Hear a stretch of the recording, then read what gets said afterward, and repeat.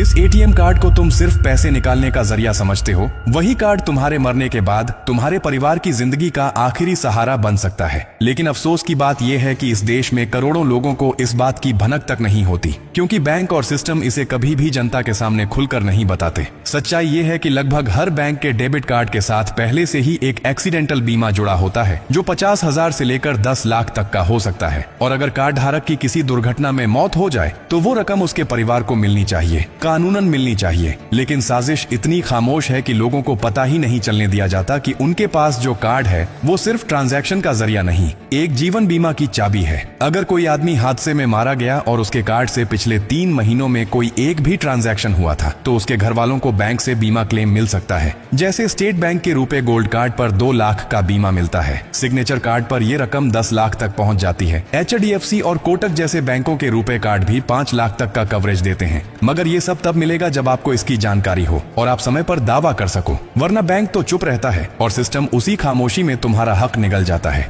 कभी किसी बैंक ने खुद आकर ये बताया कि आपके नाम पर बीमा है? कभी कोई मेल या मैसेज आया जिसमें लिखा हो कि अगर आप एक्सीडेंट का शिकार हो गए तो आपके घर वालों को ये राशि मिलेगी?